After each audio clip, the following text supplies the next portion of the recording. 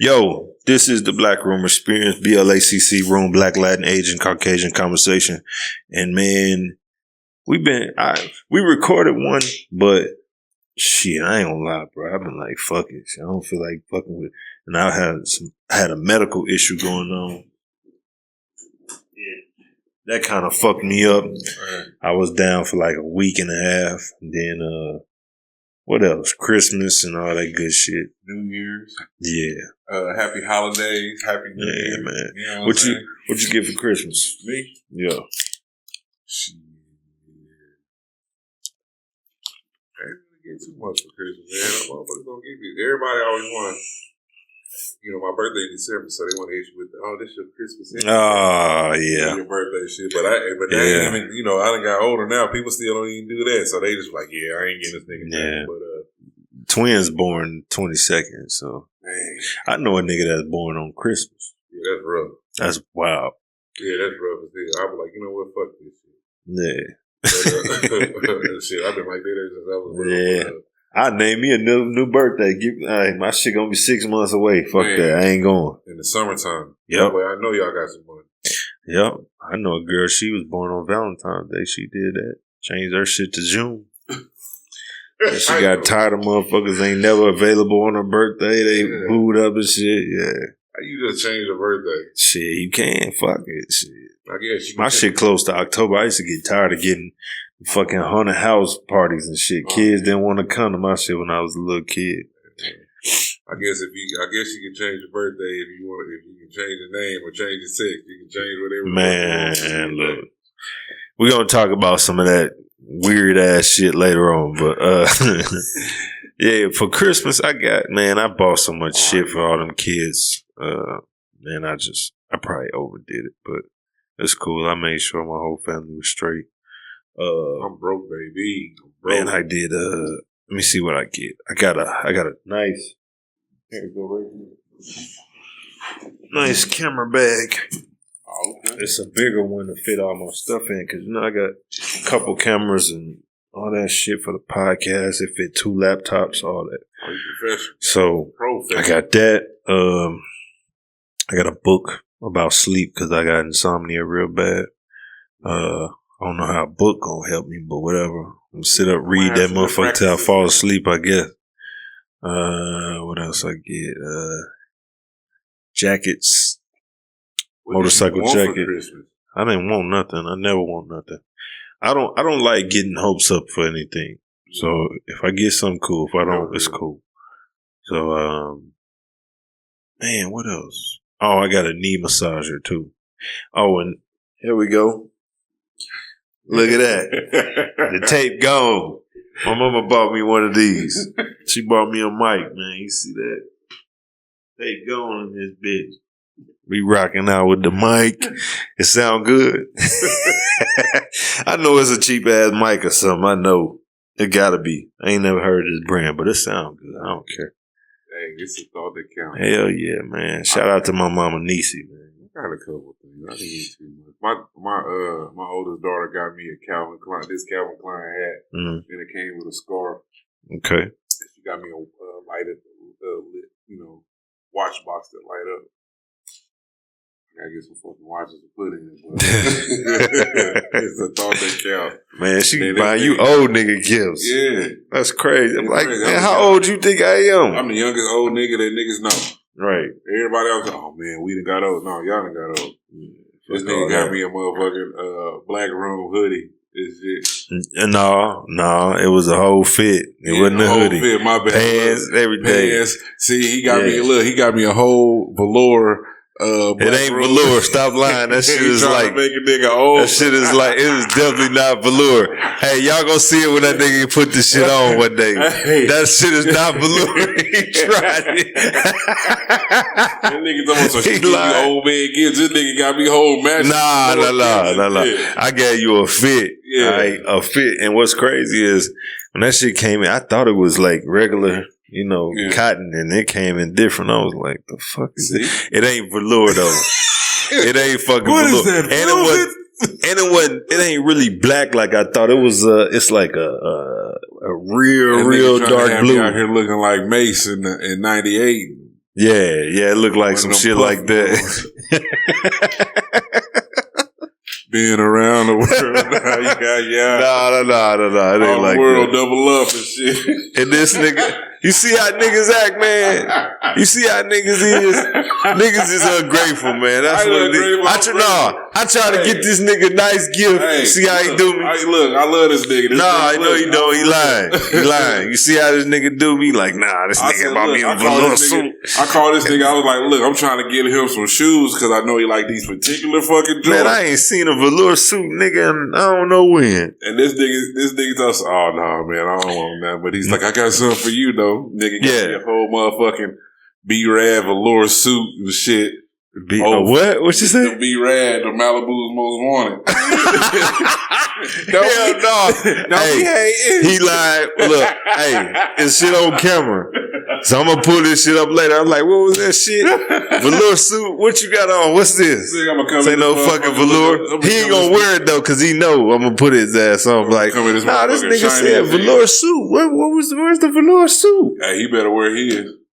I ain't got one. I got hoodies and shit. Look, speaking of that, man, I need to talk about that too. So, my fucking wrist hurt. I don't know what the fuck going on. I've been waiting for a yellow crew neck My Way sweater from this nigga from. All right, so for about 15 years. My Way apparel. We rebranding it and put out new hoodies, new hats, all of that. This is the hat right here. My Way hat. This is like the prototype right here. And we're going to have new sweatshirts. We're going to have new t-shirts. We're going to have probably about 20 new designs. So once that's done, when I finally get some time or break to do some shit, that's going up. Also, the Two Blind video, I ran into a technical problem. One of my hard drives failed on me. So I got the video. I got it. But everything that I edited up until this point, finito, that shit is gone. So I got to start all over with that. And I still got to finish shooting the rapping part. Man, I spent probably 2 days trying to get that drive to work. I don't even know what happened. It just said corrupted, bad sectors. I can't pull nothing up. I can't even format it. You take it to velocity? No. I don't know what the fuck they gonna do. What they gonna do? That's what they deal with, like corrupted hard drive. We'll see. I might have to go by there, but I was just like, God damn, I try to deal with that shit for days. That's a lot of the reason why the last podcast didn't get, because I was just working on the computer every spare time I got. So, and it was a good podcast. It's going up. I still got it. Here soon, we gotta discuss going live. I know, man, live is like extra bullshit, but we're gonna start going live here soon. Also, on a serious note, one of the kids that I'm coaching, Beck Martin, he had a brain tumor, cancerous tumor in his brain, and he had surgery on it to remove it. Now he's with a cancer team, Children's Hospital, trying to figure out the rest of the cancer that's in his body. Kid is 11 years old. Great kid, man. Send your prayers out for those that pray. Please, please, please keep the boy in your prayers, please, because he's an amazing kid. And anybody that's a parent knows that's like the worst thing that could ever happen to you. So, yeah, his dad, his mom, like they all great people, man. And I really, really hate that for them. So, yeah, keep that in mind. Yeah, shout out to Beck. What else to say? My sister, Jelly, Sarah Mosley. We about to start her GoFundMe here soon. She's needing special medication. She's fighting cancer. She has stage 4 cancer. She needs walkers. She needs a special vehicle to get around back and forth. And we're going to try to kind of get her some funding for that type of stuff because she's been out of work for I don't know how long. She can't work. She can't do nothing. And she's just pretty much, the doctors told her they was going to put her on hospice. So she's still fighting. She's doing another round of chemo. And yeah. So for anybody out there, man, that's complaining about some shit or You worry about what you're going through, man. There's people going through hell right now. Yeah. Literal hell. Like,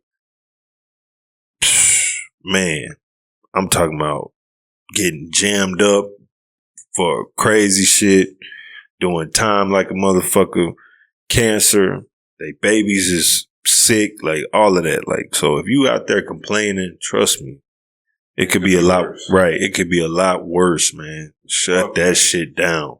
Yeah, cancer's a motherfucker. So yeah, that's what's going on. Man, I wish I had the video. I tried to have a video of my family up in Chicago. Oh. Them niggas was tripping the fuck out. So these niggas, you saw it. That's right. You saw it. I need the video, man, cause I saw it on my auntie phone. But so basically my aunt Edna passed away. And my family just get to arguing in the funeral. They take it to the burial ground, and it's a big ass brawl. Fuck wrong with y'all? What the fuck is wrong with you niggas? Like, seriously, like, come on, man. I don't mean to laugh because like it's like, dang, man, y'all just... Bro, it's a time and a place for everything. If you wanted to squabble with a nigga, I'm pretty sure you could have found a way to do it another time. You niggas is ignorant, man. You know, that's a big issue that I was going to bring up last time, man. Yeah. Why do people, black people in particular, always choose the worst times to react or to do certain things? You see this fool in the hood all day, all week, back and forth. Look at him, look at him. You got a problem with him. You scared to confront him, but y'all wait till it's a big event.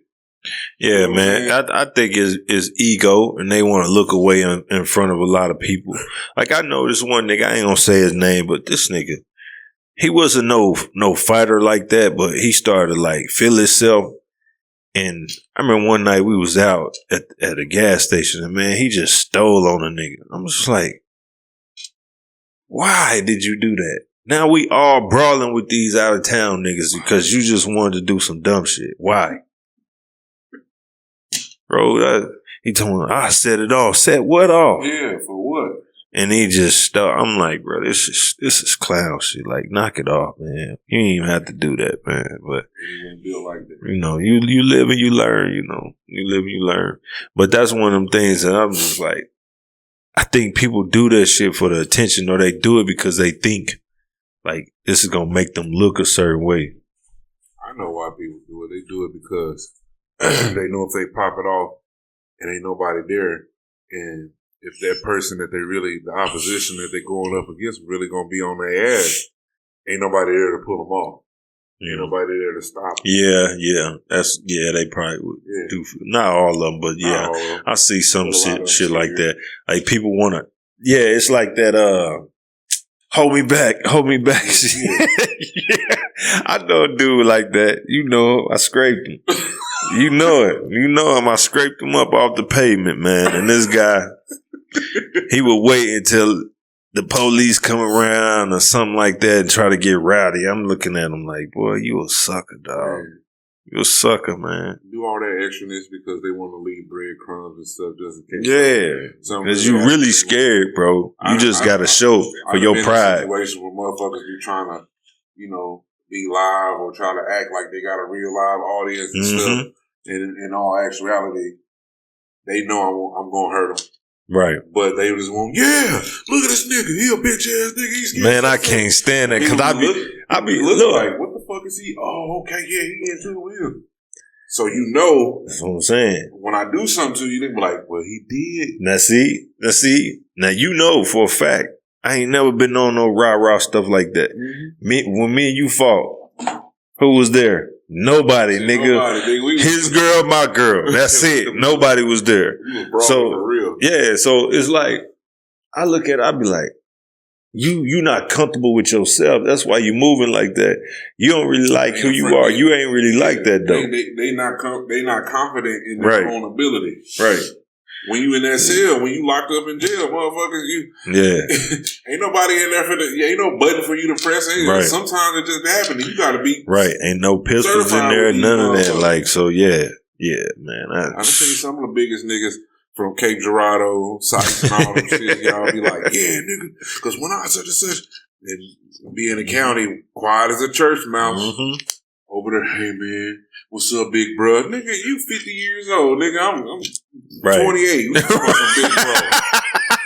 Nigga, what? Oh man, ain't that crazy? Yeah, remember we was in Mississippi together. But yeah, I remember I was in there, nigga, and the nigga stepped on my shoes, and we had a whole brawl, beat up niggas and shit. Yeah, I punched you in the face one day, nigga. Yeah, I remember. Yeah, it be stuff like that, bro. Man, it's okay, big bro, man. I think we got into it with not too long ago. So, what's up, big homie, man? How you been doing, nigga?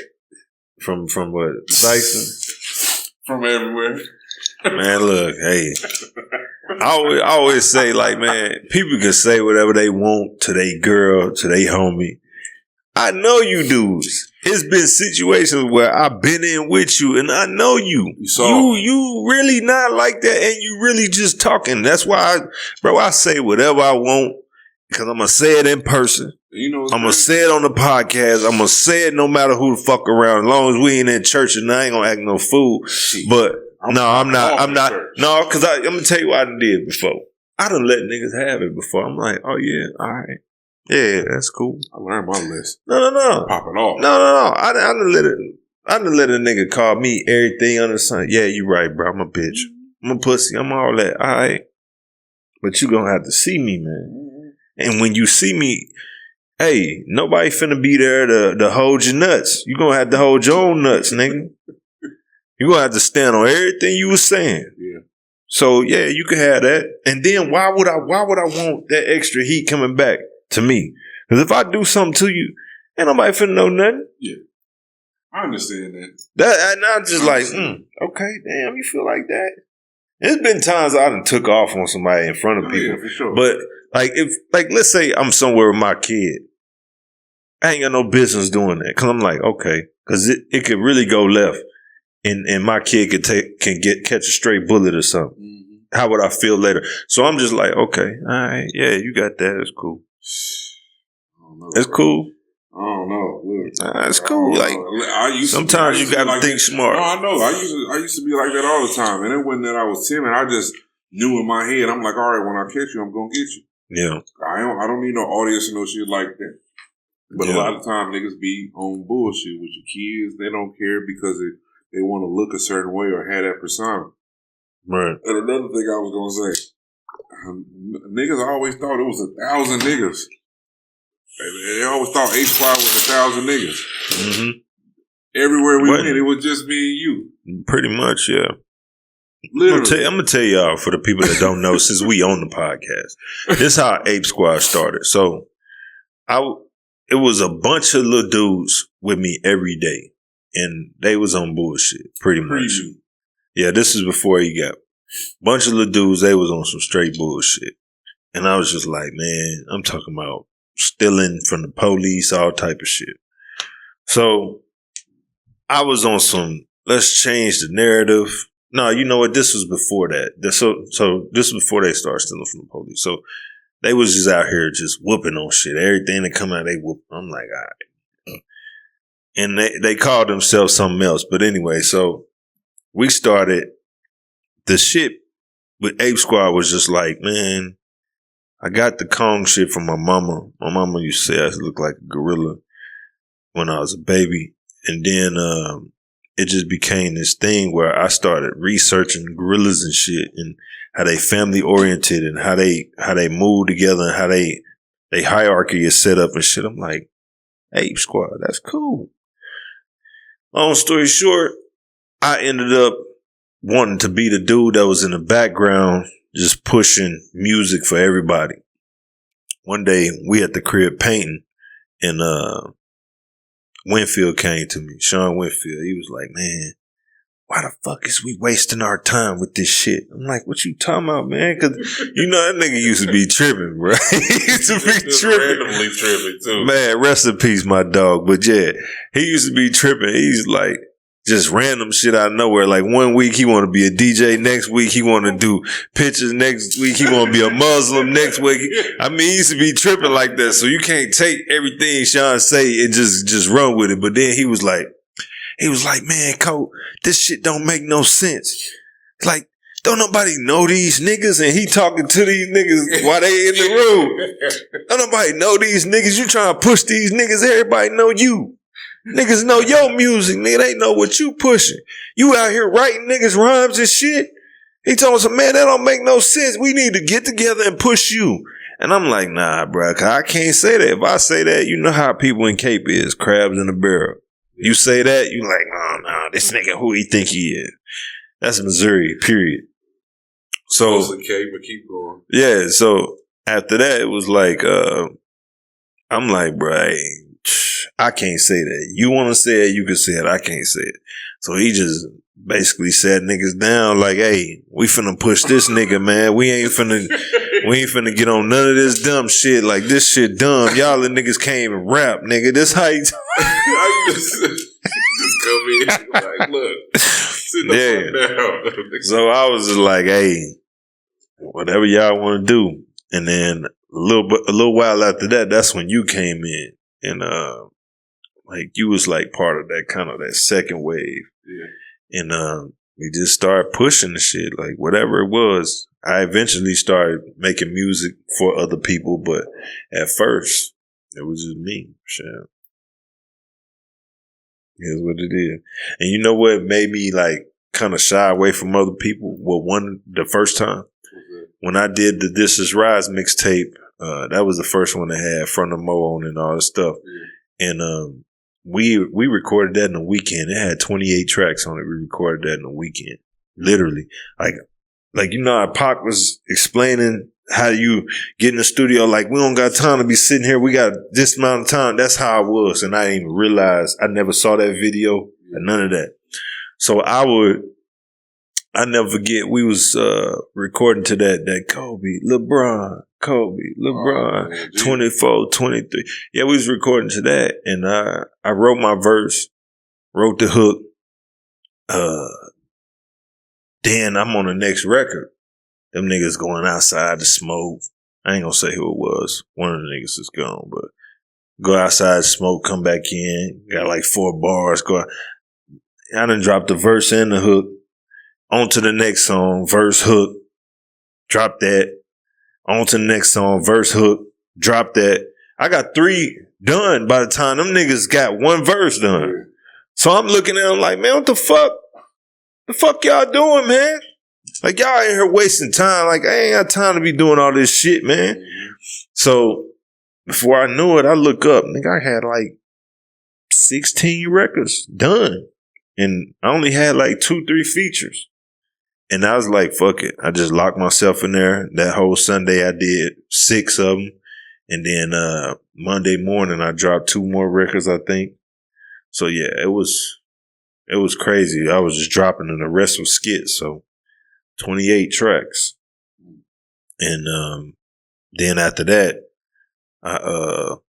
we did what did we do after that?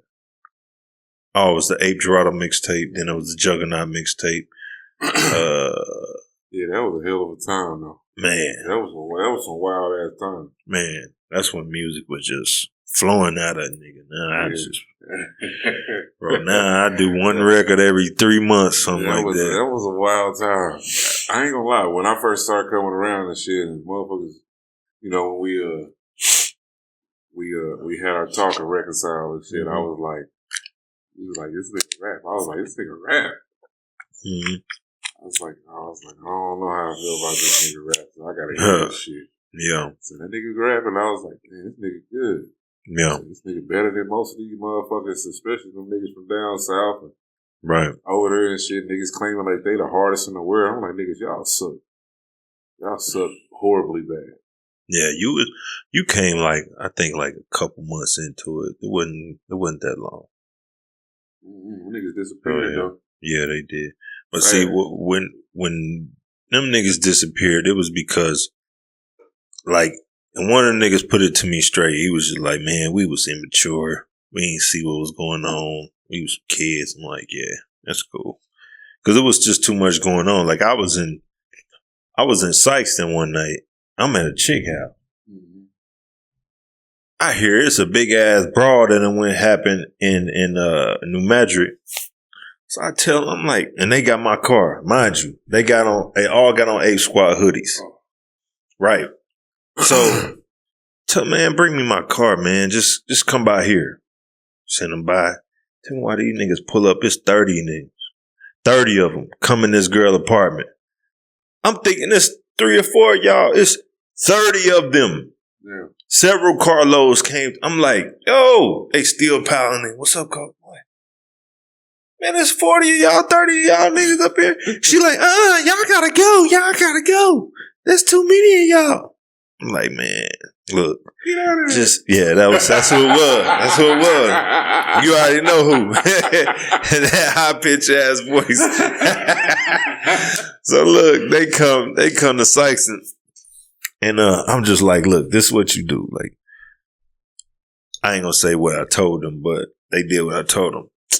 Man, I go home the next morning and nigga, the police chief was at my door. Everything. I'm like, man, what the hell is going on? Yeah, man, they, warrant and all, trying to search the crib. I'm like, I ain't tripping. I ain't gonna find nothing.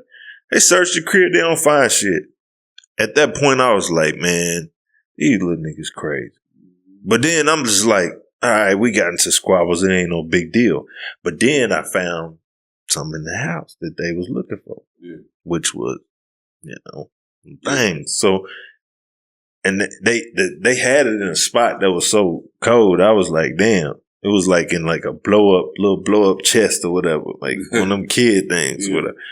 I'm like, man, what the fuck? Where all this shit come from? Now I found out. This is how I find out. We throwing a house party. One of the little niggas come down with a taser. Like, man, where the fuck you get that from in my house? I go up there, find everything. Nah, y'all gotta get the fuck on, man. Bro, I'm on papers. Nah, y'all gotta leave me the fuck alone, man. Then we all on the news and shit for starting a gang cult and all that. Like, I was like, dog. I'm like, they trying to make us like we like we was the mob. Yeah. No, for real. I heard the motherfuckers was like, oh, they trying to classify each squad as a gang. Yeah, man. The gang unit. I was like, that was wild. You can get a RICO for something like that. Yeah, I'm like, bro. Nah. I said, I'm like, nah, we ain't doing that. Like that. Yeah, I'm like, nah, we ain't doing none of that. I don't know what y'all talking about. So yeah, I had to tell them little dudes, hey, y'all can't come by here no more. My house was like a frat house. Like, at any given time, it was like 15, 20 niggas there asleep on the couch, on the floor, whatever. Like, my house was like that. So, but man, we was pushing at first. We just couldn't stay on one accord. And then after that, it was like Gutter came, then Janae, and we started doing more music and shit. So, I mean, we get back to it one day, but it is what it is. Even then, boy, it was still, yeah, you talking about that one show? Yeah, that show. Them niggas was, who was it? What's the nigga name? Something General. Oh, really General. Yeah, them niggas try to call themselves pressing something. I'm sitting looking at them like, and it's me, him, a girl, and 2 kids. It's my little brother and my little cousin. Kids, man, they was like, what? It was teenagers. Yeah, they was like, what, 16, 15? Yeah. So, we I'm was like, shit, look, hey, when we was in that motherfucker, they was gonna have to do it to us. Right, bro. I'm like, man, look. Shout out, and no, this ain't no diss, no bullshit like that, but yeah, shout out to the man, look. Shout out to Rip, because he could have he had us dead to rice, and he could have did something, but this the thing with me. He stood on his word. This is the thing with me. It was just before you got there, cuz I swear I was finna fight everybody. Oh, yeah. I swear to God, I'm looking, and I'm like, go to the car, man. I told Jaden go to the car, man. As soon as I'm walking towards the car, here they come, and then they like got me surrounded, but it's all little niggas. Little bitty niggas. And that big nigga. Yeah, and then I'm thinking like, from my perspective, like, no disrespect, but at that time, I'm like, I'm finna crack this big dude, and this little dude's just gonna have to get it. Like, that's the way I'm thinking.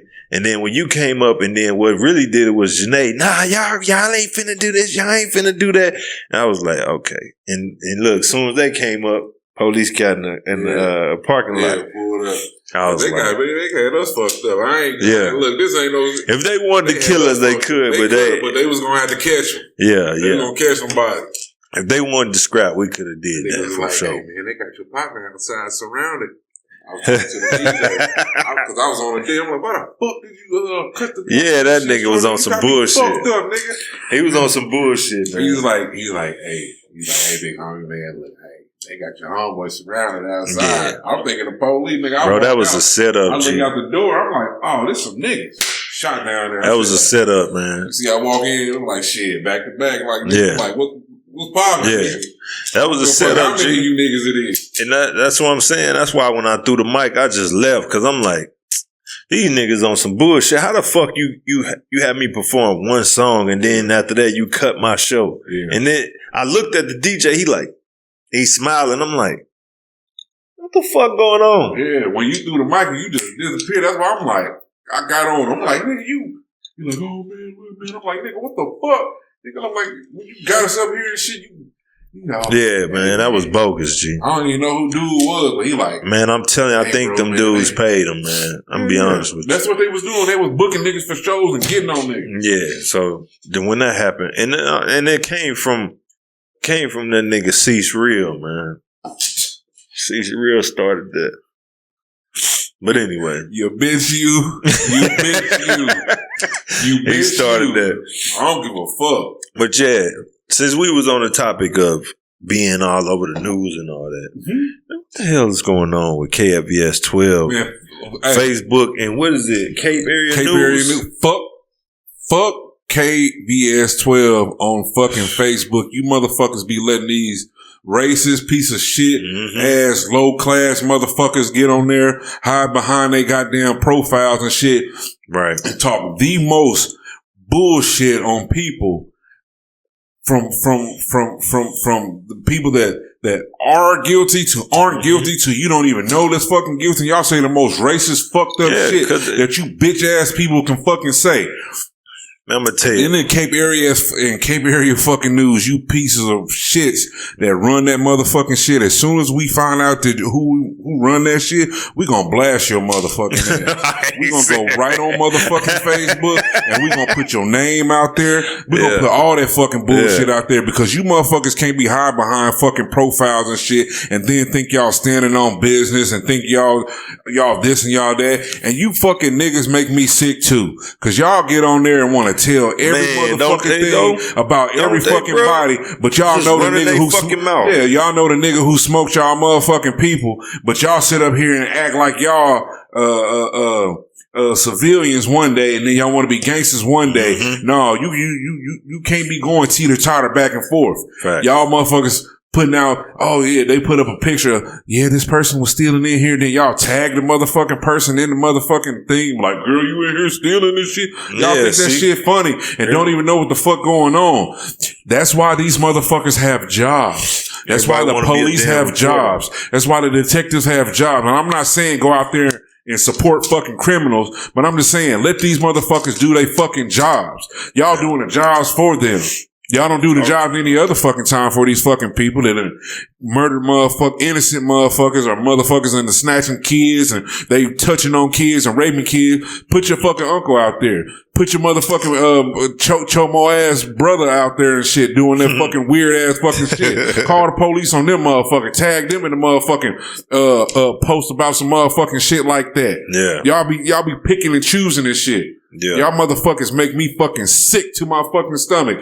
Fuck KFVS 12 on Facebook and anybody else that got something to do with it, and fuck Cape Area fucking news. Your bitches block me when they fucking put me on that motherfucker. You can suck my fucking dick, and everybody else that under my fucking post, you can suck my dick too.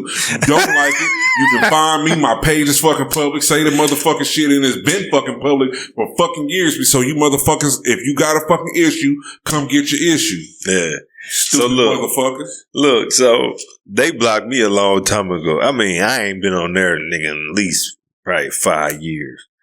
Long time ago. And I used to Man, what's up with all of these? Like, and I'm talking about people that we went to high school with. Yeah, I be checking them when I see them. I'm like, dang, y'all racist too? Yep, I be checking them when I see them. Dang, we play on the football team together. Y'all hated niggas the whole time. Man, bro, I be checking them when I be seeing them. I be seeing chicks that I know for a fact boned a lot of niggas. Suck some dick. A lot of niggas. And they on there straight racist showing out for their white husband. Mm-hmm. Just like, what? If your nigga only knew.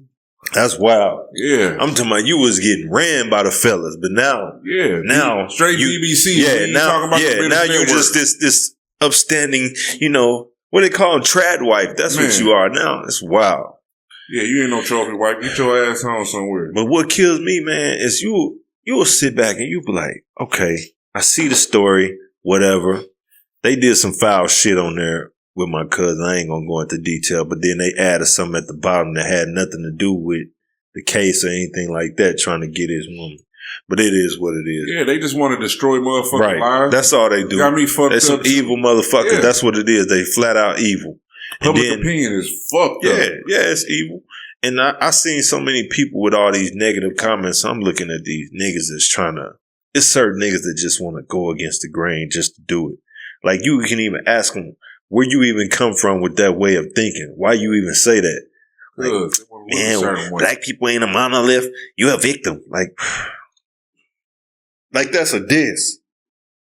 Bro, do you realize the history of this country? Do you realize what black people had to go through?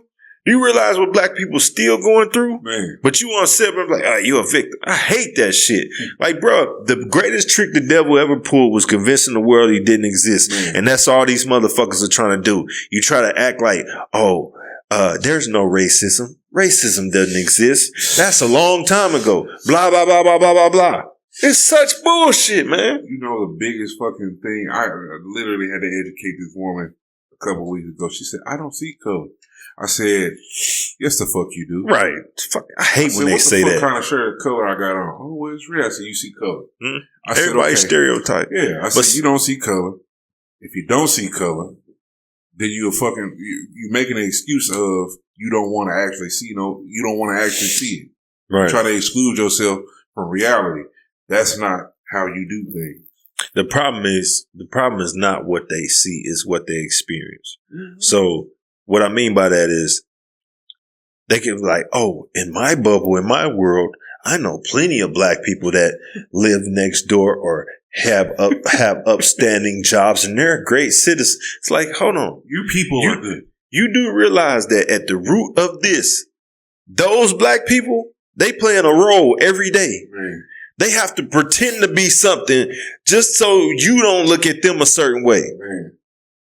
That's wild. Man. Because they've been taught since day one that how they are naturally is considered wrong, even if it ain't bad. Yes. Nobody's saying black people got to murder and da-da-da-da. But you got a problem with the way I speak. You got the problem with the way I look. You got a problem. You have a problem with everything that's about me. And this is another thing too. Just because you able to, for example, you able to go to a bank and get a loan easily. That doesn't mean that works for everybody else. Yeah. I know. Why don't you? There's this black, I can't remember what her name is, but she's out of Charlotte and she's a multimillionaire. She make like $1 million a month, real estate. And she goes into detail on how many things she had to do in the hoops she got to jump through just to get a loan from a bank or to work with a bank on certain things. She got to come up with all of this shit where her white friends, her white counterparts and people that's her, what do you call them? Her, I guess, opponents or whatever in that world. They don't have to do none of that. They make a phone call. Yeah, I need a loan. Something. Oh yeah, Mr. Such. Okay, fine. Just fax it over or email it over, whatever, and get the shit through. It's like, what? And she has to jump through hoops. She has to check every single box. She got to do all shit still, even though she's pulling in $1 million a month. Yeah, she's a vet in it, right? Right. Yeah, that's crazy. I mean, this woman got drivers. She drive a Rolls Royce. She paid, and she still got to jump through the hoops. Like, I remember, it was somebody It was an actor. I forgot who it was. I don't think it was Denzel, but it was an actor. And he was explaining how certain studios are trying to make him audition, even though he been doing it. Might have been Samuel Jackson. It's somebody that's major. Yeah. It's like, did you make Daniel Day-Lewis? Did you make him audition? Did you make Russell Crowe audition? Yeah. Did you make Tom Cruise audition? At this point in my life, why do I have to still audition? Wow. Look at what's her name? Viola Davis. Yeah. She got all those awards, all those accolades, all that shit. But she don't get paid like Meryl Streep. Mm-hmm. She don't even get paid like Sandra Bullock. It's shit like that, but then they want to ignore it. Like, oh, there's no racism. No, they want, like they said, they want you just to be happy that you got the job. Exactly. Be happy that you got in here. Be happy that you got the opportunity. Be happy that you're being able to be seen. You know what I'm saying? Be happy that we allowed you to just come on in here and be amongst us. That's what Shannon Sharp said about how many white people hate Deion Sanders. Oh, yeah. I was trying to figure that out, bro. I'm like, what did Deion do? This how much hate I saw. Like, what the fuck did he do? They just like... Did you explain it? You explained it? Yeah. No. Shannon Sharp was like, you know what it is? They think we're supposed to just be happy to be there. You're supposed to be happy to have a job. That's why they always try to humble you and buck break you and shit like that. Like, how dare you act confident? Yeah. How dare you act as boisterous as you do? Yeah. Like you know what you're doing, because I know what I'm doing. Right. I don't need to practice on this and stuff. I have the natural ability to do this and this. Well, why don't you just focus on this? Mm-hmm. How about I just do this and then I add something else to it because I know that I can do it. Yeah. It's because you don't have the ability to do it or the mind or the mindset to actually do that. Then doesn't mean that I can't. It's something in them. I can walk and chew. I'm not saying all white people, but there's something in certain white people. They hate it. It boils their blood to see black people prosper or black people step outside of the norm, as they say, or what they think the norm is. Man. Like if you're not being ghetto and they can't stand a person that's outside the system or somebody that's above them. Mentally, they feel like they're supposed to be above at all times. I was just working for a company recently in the last few weeks, and this particular lady that works there had a fucking issue with me. Never seen this lady in my life, none of that. Every time I talk, every time I say something, I wouldn't even communicate with her like that. But I have conversations with other bosses and all this stuff, and they're like, oh, well, we really like you. You're doing great, such and such. But this is just one particular lady who always hated when I was around or always sending me text messages like, yeah, you need to do this and such, blah, blah, blah. And I'm like, I'm not the normal nigga that's finna just sit up here and be like, yeah, I just got to take this. Mm-hmm. I'm going to check it. Right. I have the confidence in me and check it. And if you don't like it, then I'll leave the same way I came in. Mm-hmm. You know what I'm saying? But like I said, in other podcasts, they hate us. They hate us individually. They don't like us. They don't like us, period. But they love our fucking culture. Yep. You know what? You know what those people are?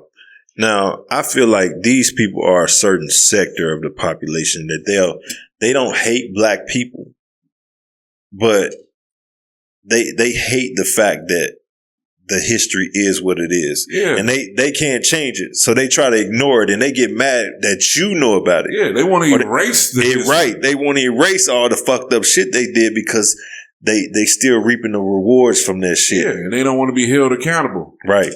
Right. Because but they do that to us. As soon as something happened, the first thing you see, oh, look at them. Look at them. They're doing it again. Yep. You know what I'm saying? Just because one black person did something don't mean that all black people do. You can't just put a blanket fucking stereotype on everybody. But as soon as we would say something about, oh, slavery this or some white person did this, you be like, oh, look, well, hold on now. Yeah, look. That was so long ago. That was so long ago. Or, hey, that was an isolated incident because he decided to go off and do that and shit. I'm like, well, how come that nigga fucked up? We're not encouraging this nigga for being a fucked up individual. Y'all ain't even asked us for our opinion about this bitch ass nigga. You know what I'm saying? Mm-hmm. Hold this nigga accountable for his fucking shit. This nigga got to be held in a court of law for his shit, not us. Dig this though. So what people don't understand is like it wasn't that long ago.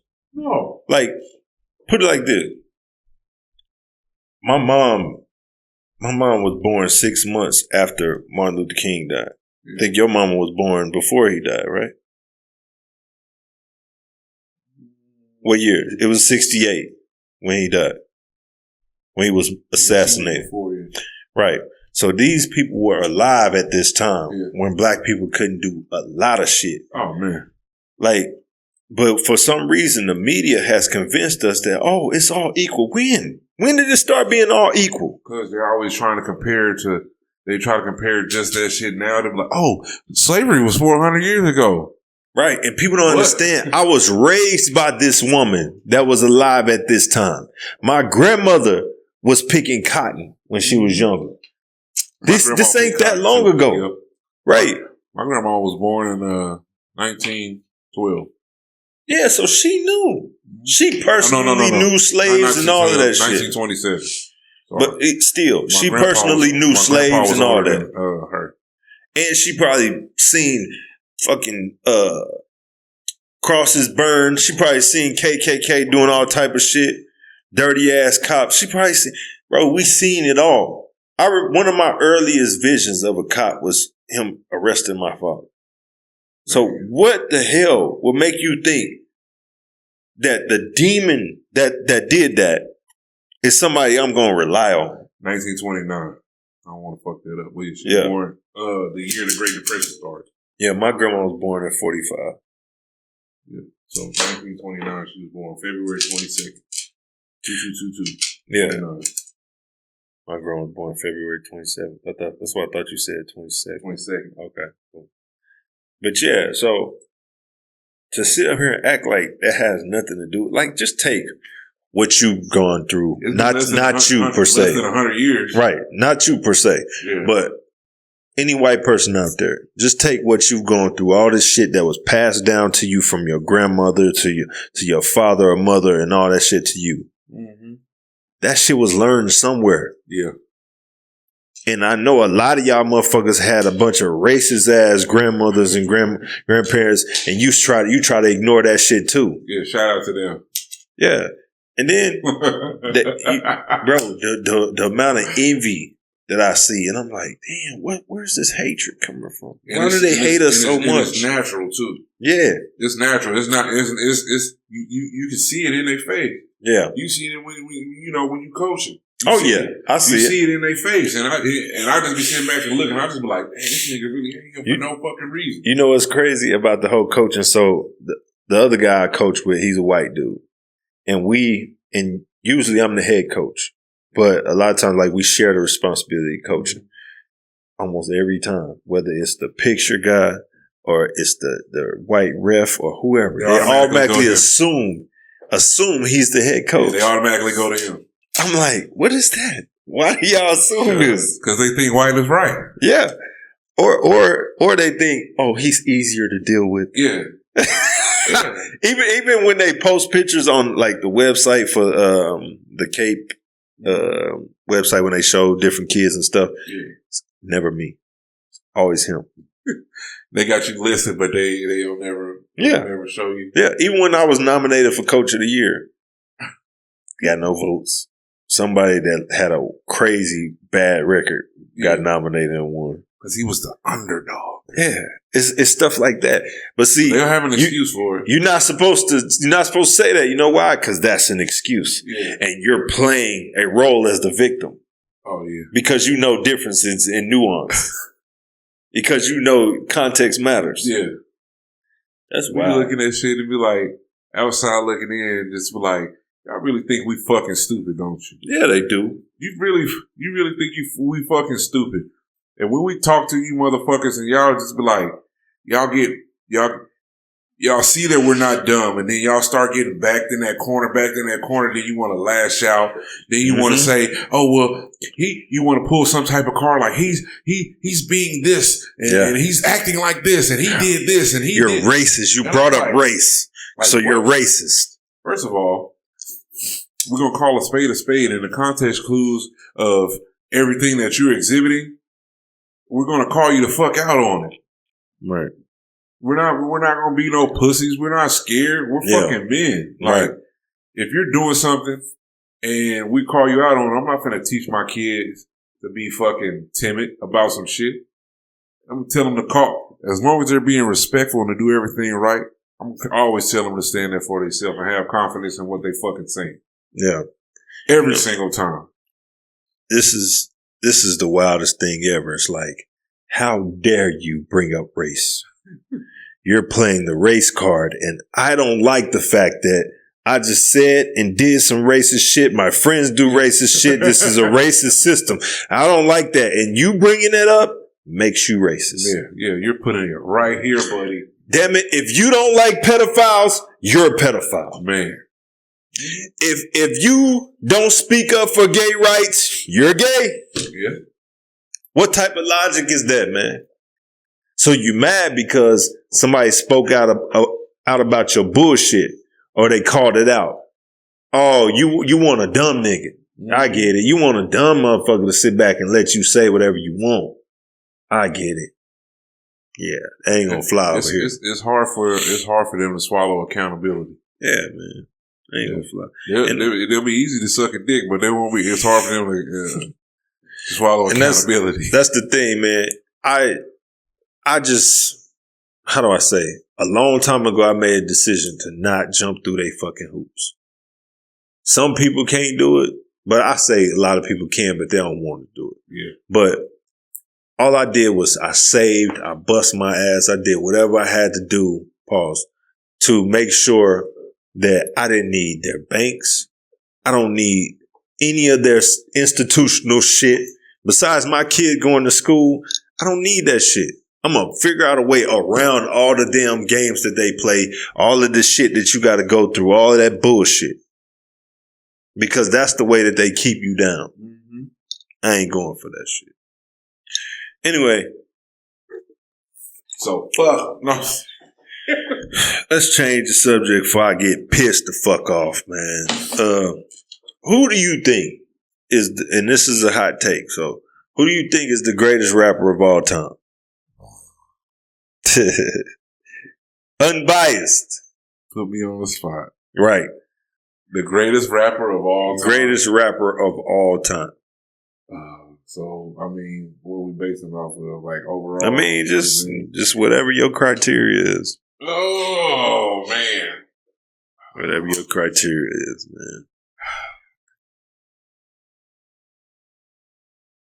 I'm going to say this, and I know you're going to give me some fucking shit, boy. Well, what's some of?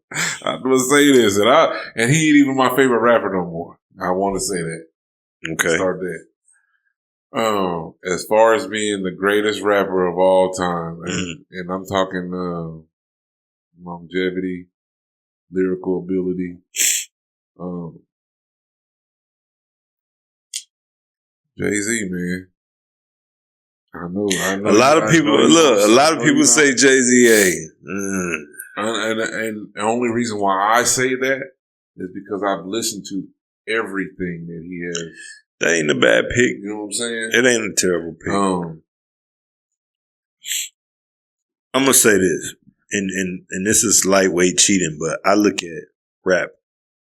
Nah, nigga, say who your favorite. Say who your favorite first. Look. This is the reason why I say this. The best rapper I've ever heard, like rapping and ability to do so much, is Eminem. That's the best one I've ever heard. I give him, yeah. When it comes to somebody that can touch your soul, somebody that can make the song, somebody can do the hook, somebody can do all that shit, and somebody that never missed, not even at all. Better not say Pimp C. Is this your king? No.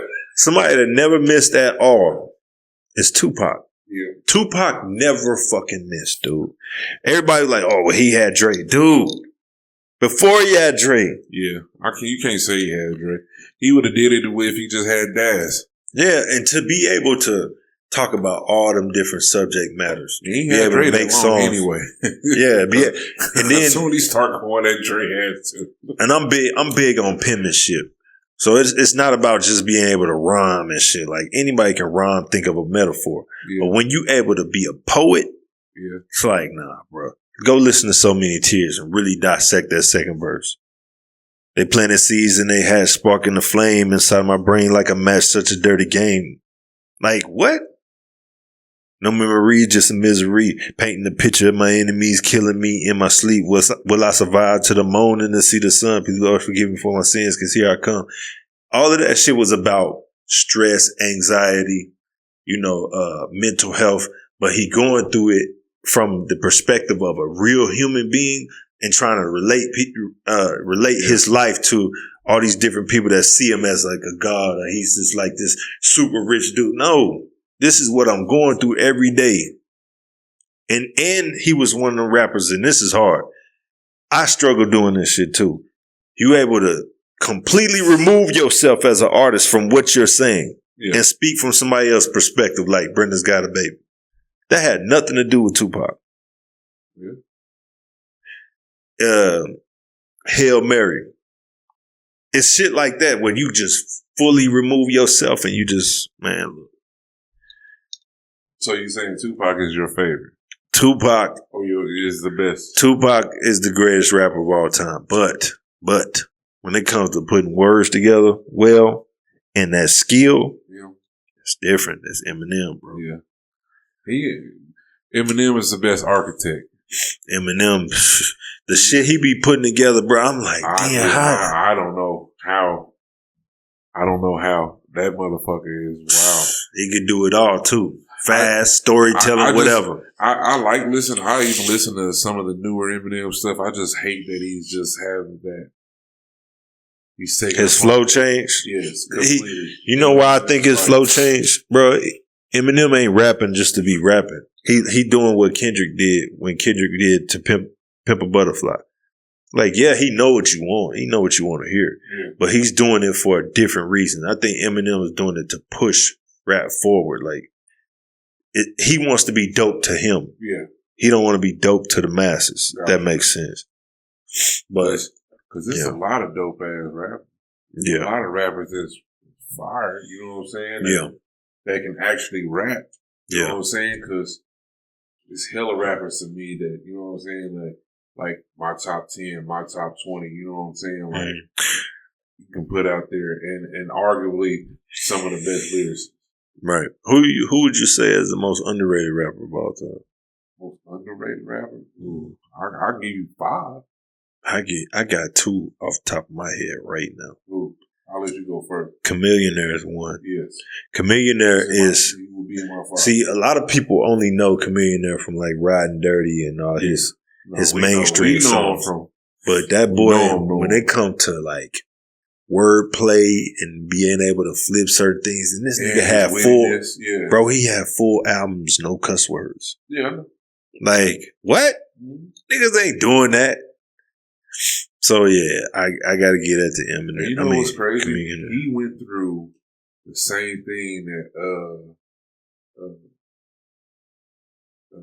because his mom was Christian one, and his dad was Muslim. Muslim, yeah.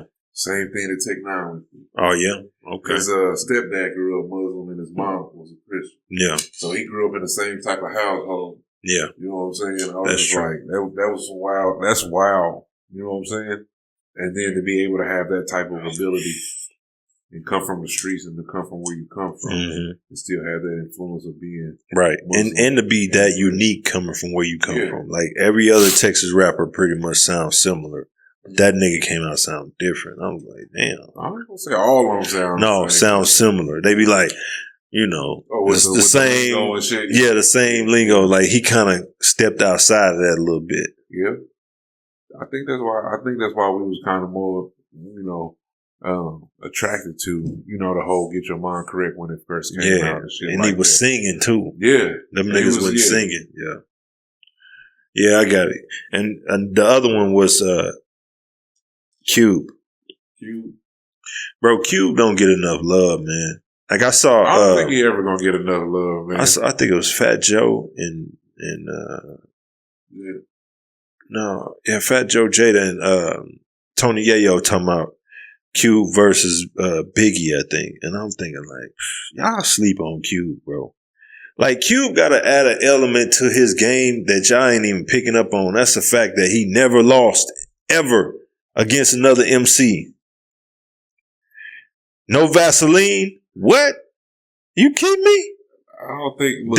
Then it's the slow record. It's the soundtrack records. It's the I can spit with anybody records. It's I'm writing for other niggas records. It's we were part of the group. Yeah. It's America's Most Wanted going over there to deal with Public Enemy and all them spitting with them. Yeah. It's like then what West Side Connection. Yeah. Come on, bro. Cube did everything.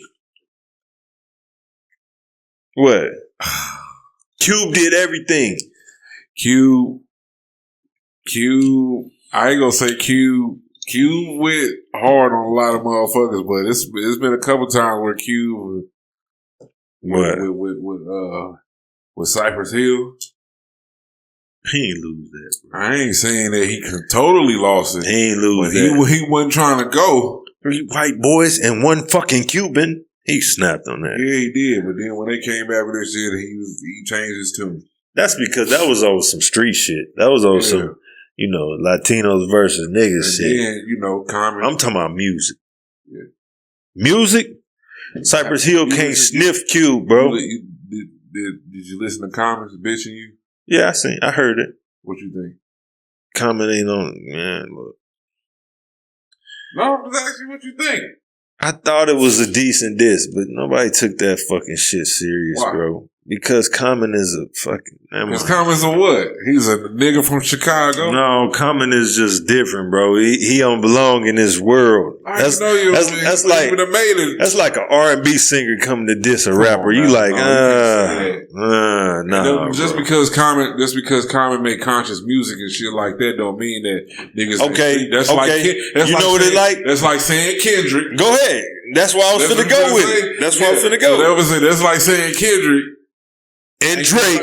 Ain't about, no. And what happened? No, I'm gonna say, because Kendrick, they can be like, oh yeah, Kendrick ain't even about that nigga from Compton, that nigga. No, what I'm saying is that's different. No, we know Cube wasn't, Cube wasn't in the streets like that, and Cube was conscious too. Yeah. But when you talking about Kendrick versus Drake, you telling me the streets feeling Drake? I was gonna say Kendrick versus Drake. Okay, but that's a better example to me because hell no, you can't put Common. You can't put Common and Drake in the same fucking. How come you can't? They was dissing each other. They both dated Serena Williams.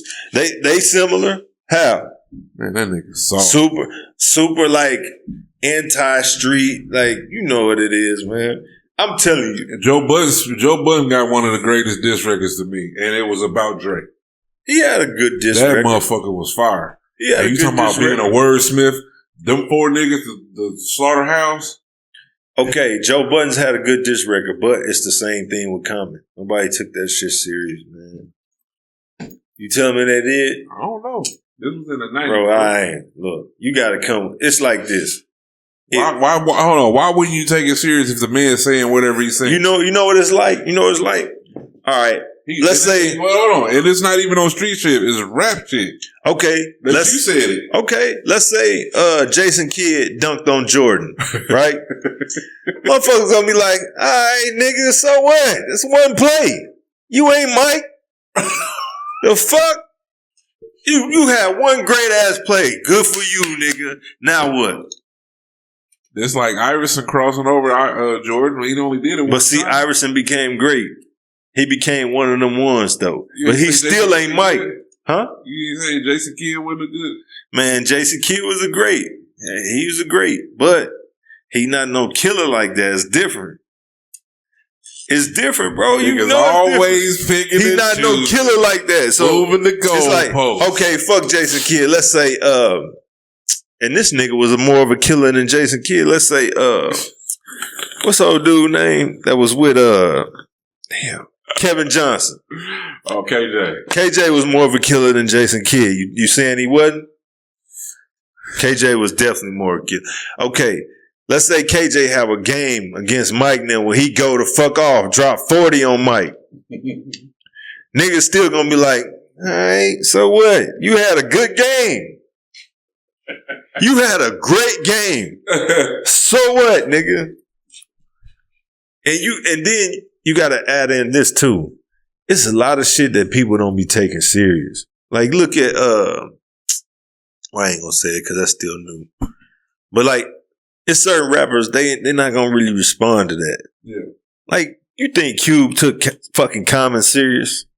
Serious enough for motherfucking Mac 10 and them to try to get that nigga in the studio. That's exactly. He sick these little niggas on him, man. First of all, Mac 10 ain't no little nigga. He Cube, little nigga.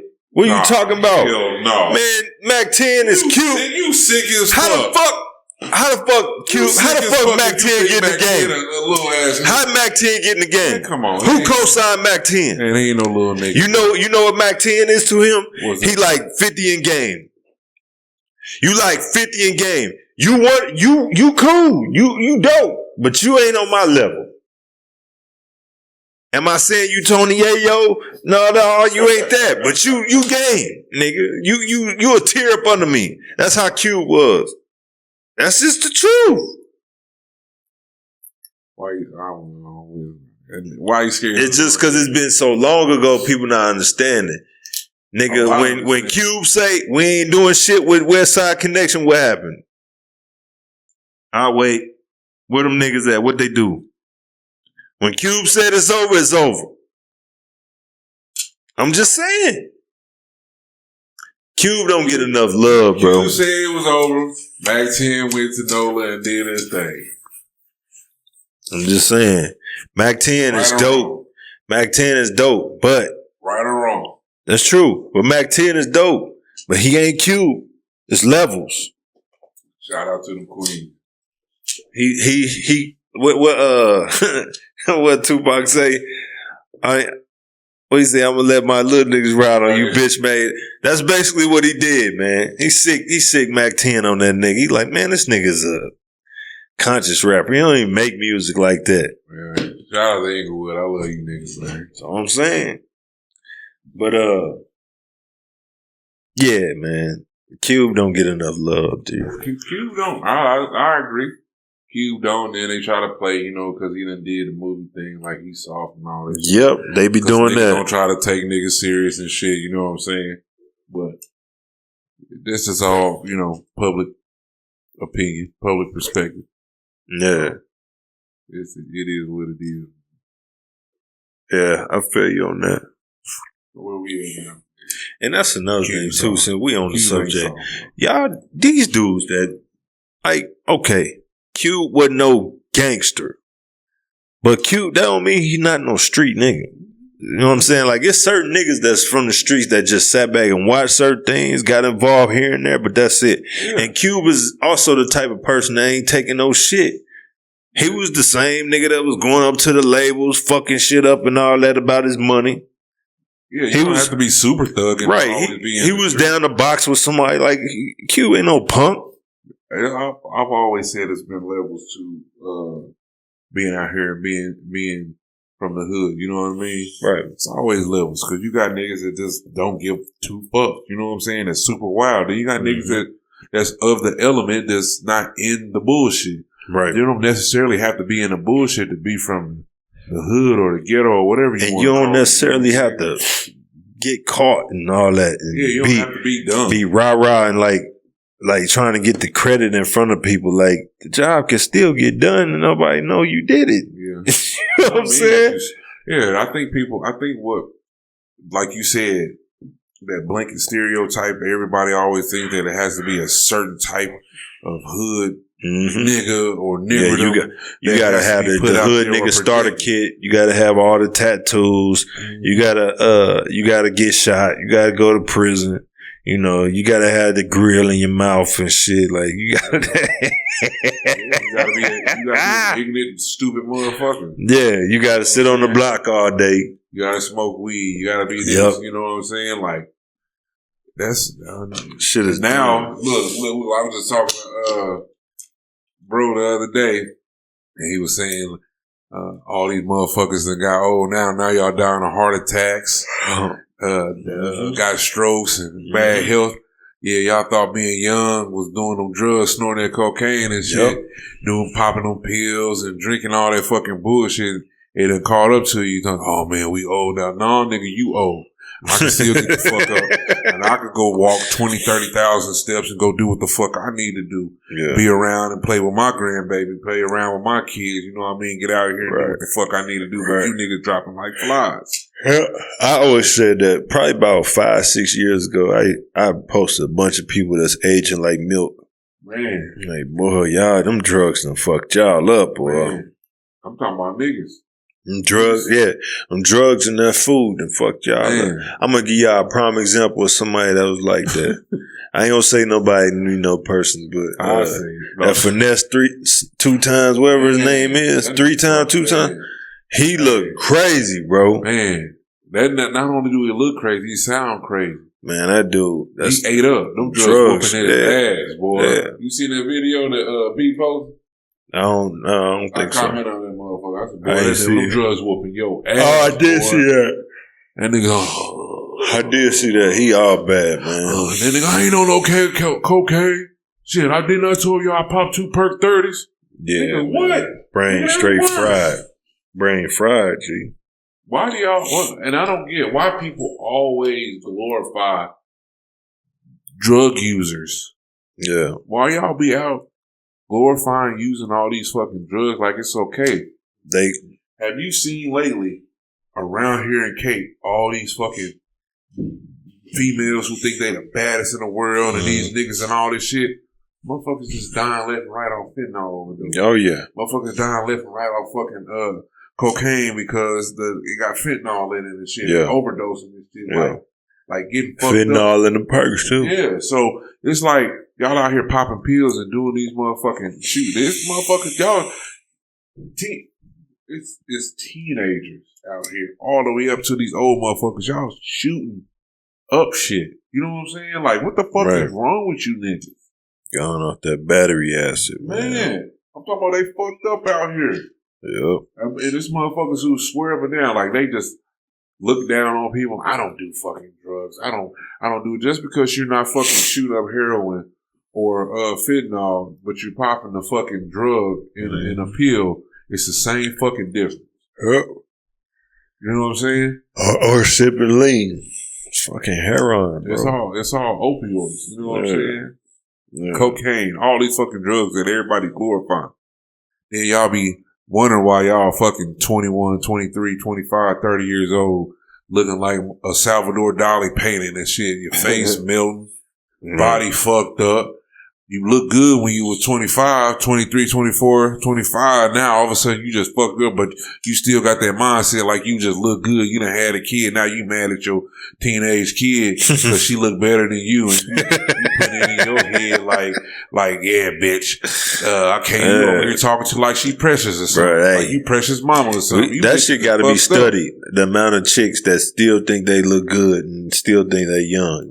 That shit that's a level of delusion I ain't seen, bro. Makeup and filters out here got people thinking that they just now, nigga, the new shit world. Is AI. I remember I've seen that post. Nigga, like, they believe the shit. Y'all believe it. Y'all believe y'all really look like that, man. I said it. I think I said this on the podcast before. I was having this conversation with this girl I was dating, and she literally was like, use the camera on Snapchat. It's a better camera.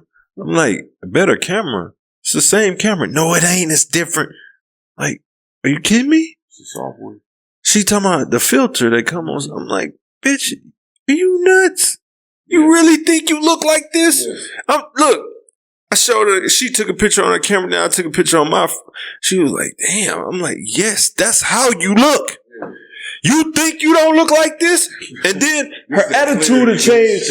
Her attitude had changed based on how that motherfucker look in that phone. The photoshopping, the pictures, all of that, the makeup. Mm-hmm. She thinks she look like that. Yeah, they get it in their head. They're like, delusion is real. That's the new drug. Yeah, delusion is the new drug. First it was attention. You know what I'm saying? Inclusion, because everybody want to be, a part of something. Now it's delusion. Delusion is a new fucking drug. I think what's his name? Aaron Pierre and Tiana Taylor broke up. She said she was acting like they weren't never together. Like they was just cool. Yeah, okay. Anyway. He made a double tap that motherfucker a couple times. A lot of people think she fine. All this other shit. Cool. I ain't gonna comment on that. I'm gonna just say it's a lot. She a single mom now. Oh. So her going back on the market, she ain't finna have them same type of dudes that she thought she could pull.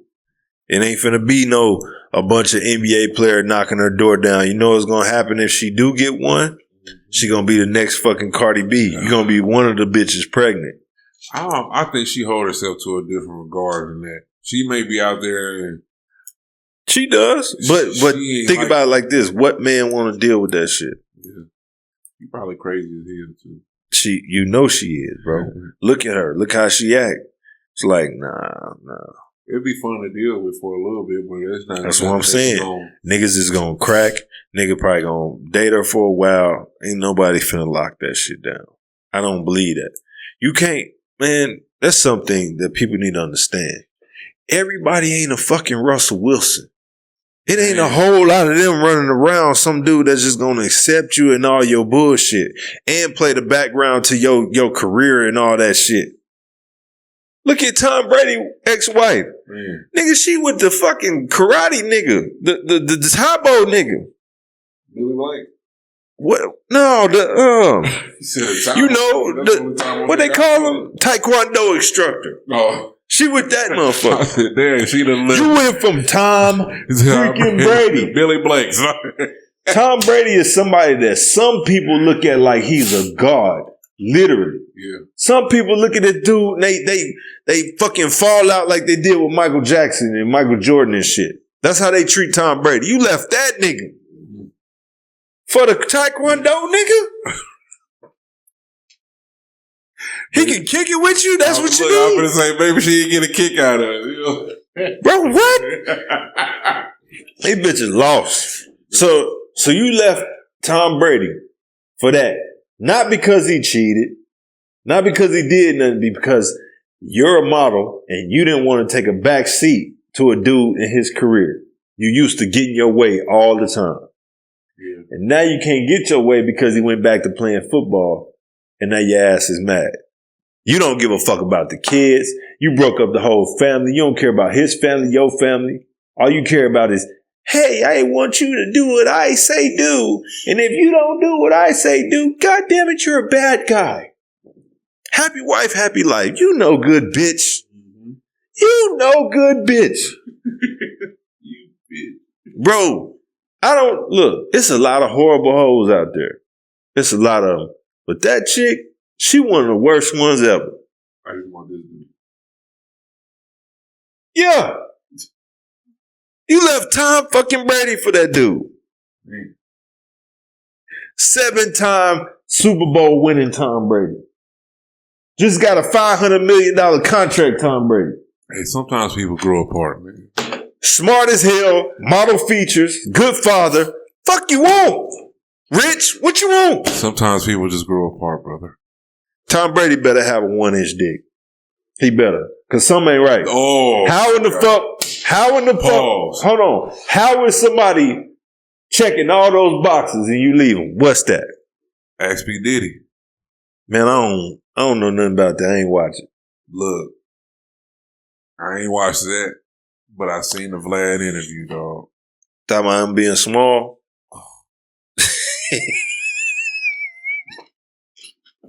Hey, man, look. Hey, it is what it is, man. Dog. Hey. Dog. That's how he was born. He fucked up. Hey, it is what it is. Like, what's the disease called? Dwarfism or micro? Man, oh man. That nigga said I could give my woman anything in the world.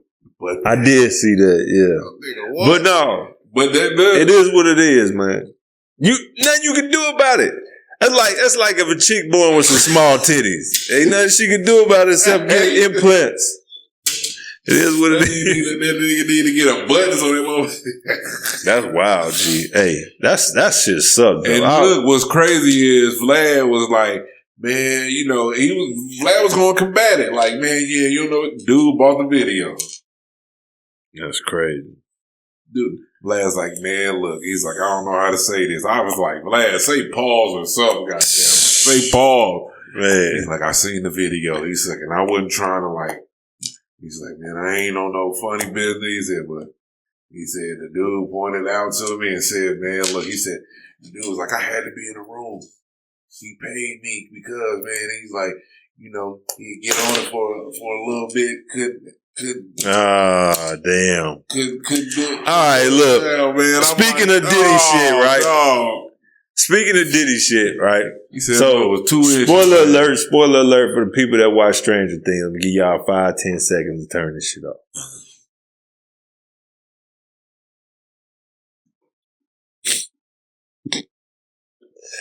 All right.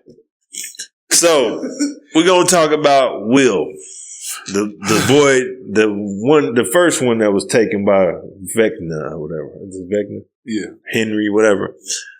First one taken by him was the boy Will.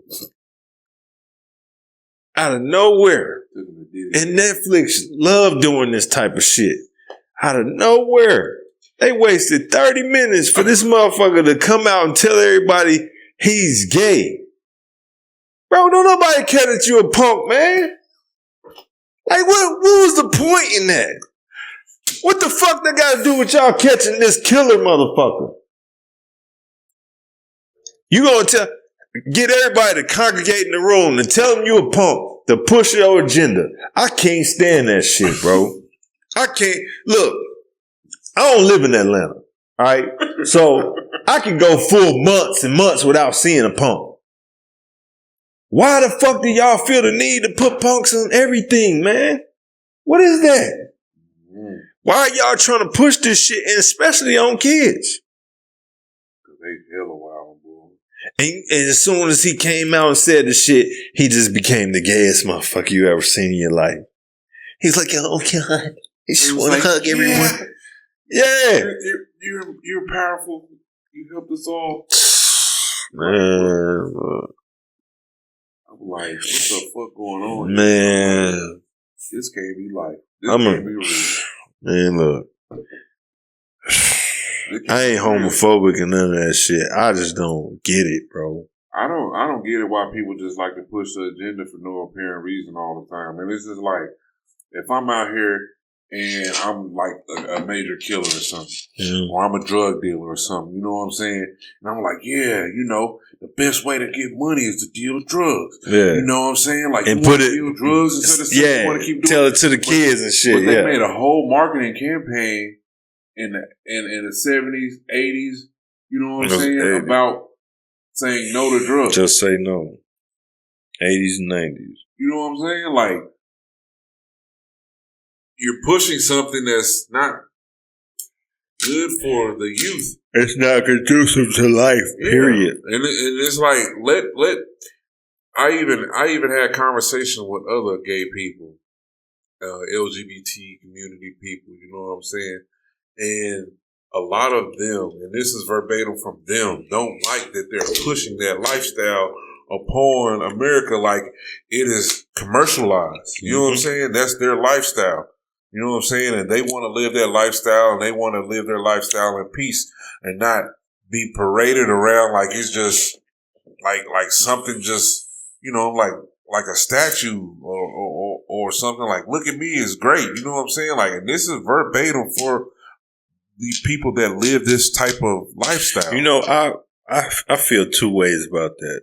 I think some of them are being genuine when they say that, but I think some of them don't like the fact that so many people are coming over to that because they want to feel different. They want to feel unique. It's like those emo kids back in the day. Yeah. All those emo kids ain't nothing but trans motherfuckers. Think about it.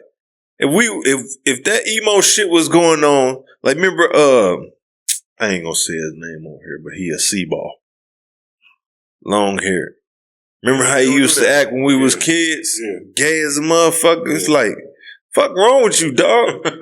And then he grew up and trying to be regular and shit. Like every wave he got, the gothic shit, the emo, every way he just want to be different. And I think, and I heard Andrew Wilson say this too. He was like, it's nothing but the losers wanting attention. Yeah. Like they fail so much at doing this that they just gonna go completely that way. I know dudes that did that. Nigga, you couldn't get no women. You ain't got no swag. No confidence, none of that. And then all of a sudden, some years later, you sucking dick. Everybody need love, man. Man, I ain't, no. Fuck no. We ain't doing that one. Hell no. What do we got here? Fuck no. That shit is wild. But that's what I'm saying. I think they just want to be different, bro. They just want to I come off like they special. I think that, and like from having conversations, because I'll ask. I don't give a fuck. I'll ask. Tell me what y'all think. Tell me what y'all go through with y'all. Living that lifestyle or whatever. Yeah, I'll ask them. We straight up, man. It's like straight up, like, dude, dude was like, it's gay people that make us gay people look bad. It is. You know what I'm saying? Being extra flamboyant and loud and stuff, and they think all gay people act like that. So now, you know what I'm saying? Like, to have a conversation and be like, what do you think about how social media has made, y'all community feel and look, you know what I mean, a certain way. Because in actuality, everybody that's in that community don't like each other. Oh, I know. It's the same as what Dave Chappelle said on that one. I forgot which one. I think it was Killing Himself. No, that's old. It was Sticks and Stones, I think. Yeah. And he was like talking about riding in the car, the T's, the B's, the G's. Like, they don't like the T's. Everybody don't like the T in the car. Why? Because it's exposing how ridiculous they are. Mm-hmm. And then that's why they coming up with all these new different ways to say I'm gay. Yeah. Like, I know this one all dude. These fucking I think I spoke on it on the podcast. Maybe I did. But this one dude, man, he gonna tell me, oh yeah, man, I'm what'd he say? Yeah, he said something about, bro, I don't know none of the terms, all the gay terms. Oh, he said he was bisexual. I'm like, man, what the fuck? What? You don't even seem like the type to fuck with dudes. He was like, no, I don't fuck with dudes. I'm like, what? Well, how are you bisexual? This motherfucker said his girl is transitioning into a dude. So that makes him bisexual. So, hey, man, what the fuck wrong with y'all? Hold on. So his girl was born female. Female. And he been with her for years. And she's wanting to be a male. She wanted to transfer it into a dude. So she just want a hairy face and back. I don't know what the fuck she want, but she wants to take testosterone. Yeah. Which gives her more muscle mass. I don't even. Hair on her face. And this the thing. I asked him.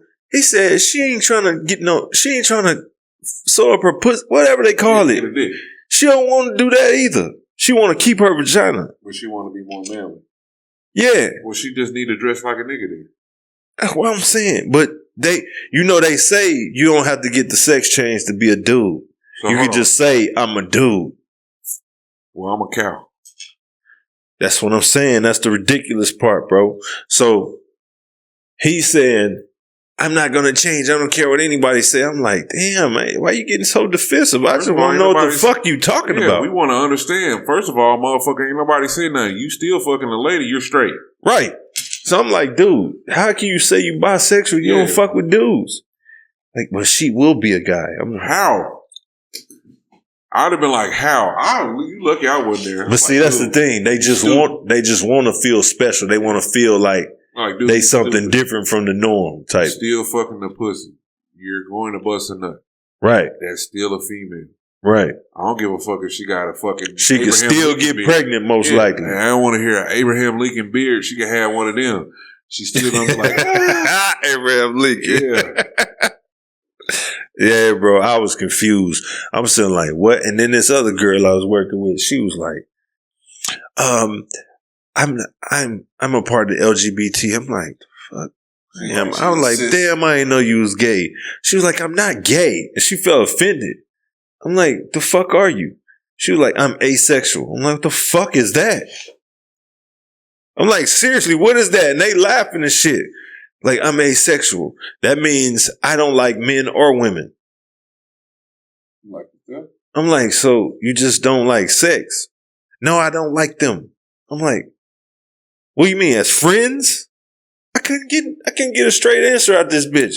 I have a question. Why when us heterosexual people have the ignorance of not knowing what's going on in y'all world, and we ask y'all to get an understanding so we know how to treat you guys, talk to you guys, identify and speak to you guys so you guys don't get offensive. Y'all get offensive for us trying to understand and know what the fuck is going on and what verbiage to use, but y'all don't want to tell us. And then when we try to find out to have an understanding, y'all get mad about it. That's why we get frustrated and say, fuck y'all. And then we start saying the shit that we say to y'all. You know what I'm saying? Also, same way with white people. Y'all don't want to understand us black people. Y'all don't want to understand other cultures and stuff.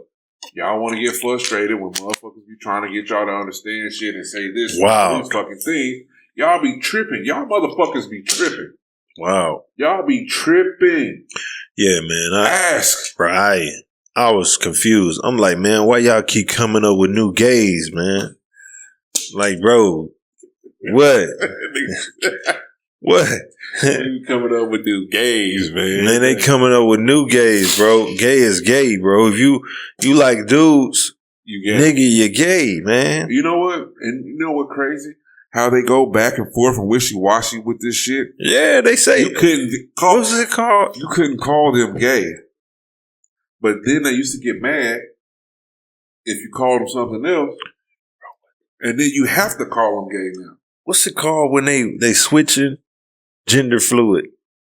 So they switch back and forth. They get mad when you call them gender fluid. No, I'm not this. 'Cause I'm this. Yeah, like, bro. Oh, so you're this. No, you're not this. You can't get mad if we don't know your fucking pronoun or we don't know what the like. You just come wear a fucking sign then. Yeah, then they trip me out with trying to rename regular people. Like, how the fuck you gonna call me a cis man? No, bitch, I'm a man. Yeah. You can't come and rename what the hell I am. What's wrong with you? It's crazy because I was having a conversation just out in public with some motherfuckers, and they were like, yeah, like you said, when they was like, yeah, I'm in the LGBT community, and then I was like, well, what's your whatever? Well, I'm a cis woman. So what's a cis woman? I was born as a woman. I don't get it, bro. That's a woman. I said, so you're not like, I'm a cis woman. So do you like women? No. So it was a woman yeah. that don't like women. So bitch, you gay? Ain't that gay? No, that's heterosexual. If she don't like women, oh, I'm sorry. Yeah, I'm tripping. Yeah, you're right. You don't like women. Why she even bring up women? Because she said she was born as a woman. Why she ain't just say she like men? That's what threw me off. Like, you're a woman that likes men. But man, they have to put it out there that they're born as that. Like there's another alternative to it. Yeah.